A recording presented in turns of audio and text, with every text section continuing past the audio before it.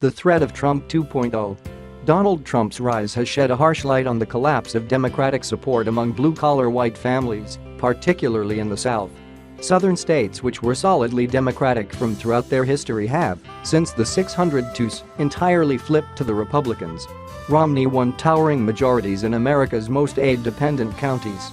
Democrats are largely satisfied with the patronizing explanation that less educated whites have been duped by racist appeals into voting against their interests. This is a dangerous half-truth. When it seems that people are voting against their interest, you have probably failed to understand their interests. As Americans all over the political spectrum struggle to build a more just, inclusive society, we must contend with a troubling reality. There is a practical, material dimension to American racism which we cannot afford to ignore.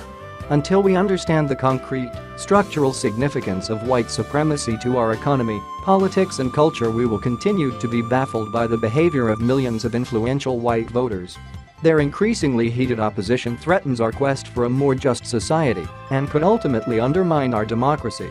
Replacing white supremacy with a genuine pluralism is not only morally right, it promises massive cultural and economic benefits. The good news is that white supremacy is weakening. Unfortunately, instead of replacing it with a more open, meritocratic pluralism, we are in danger of settling into a long era of racial and ethnic polarization. Dismantling white supremacy successfully requires us to recognize and contend with its role as a load-bearing wall in the structure of our democratic order. Late in his life, Dr. Martin Luther King began to shift the focus of his work beyond race toward poverty. King hoped that by elevating the awareness of lower-income whites to their condition he might offer a pathway to a post-racial coalition among America's less advantaged. He described his insights in a 1968 sermon centered on his conversations with police while he was jailed in Birmingham. Here's a digest of his comments on that interaction. King describes a goal that should guide reform efforts, but as visionaries often do, he was spreading a Hallmark card sheen over a highly complex scenario. King's jailers did not respond to his message by setting him free. They did not join hands with him. They did not march by his side then, or at any time after. And 2 months later he was assassinated.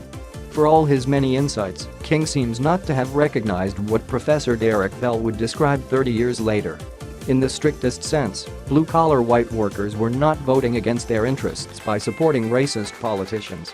They were rallying around their last tie to a form of racial solidarity that for centuries had delivered meaningful, material rewards. Voters in white southern counties most desperately dependent on the welfare state voted overwhelmingly for Romney in 2012 and backed extremist Tea Party candidates.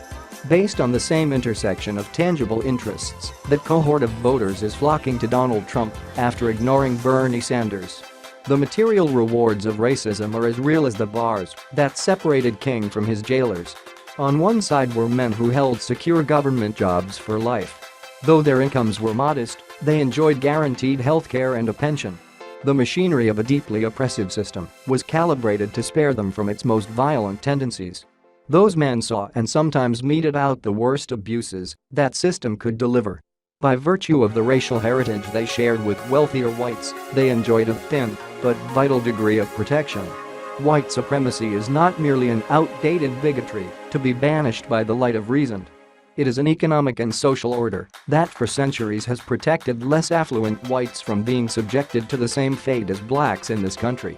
If racial justice only delivers an equal opportunity to be looted by a powerful elite, then there is no rational reason for middle and lower-income whites to get on board. White drivers are not routine targets of stop and frisk. White schools get privileged access to the best tax base, while others fall behind. Job applications with white-sounding names still enjoy preferential treatment. White supremacy means low-income whites don't worry about their child being killed by George Zimmerman. If their white son foolishly carries his airsoft gun to the park, they don't worry that police might shoot him on sight, as happened to Tamir Rice.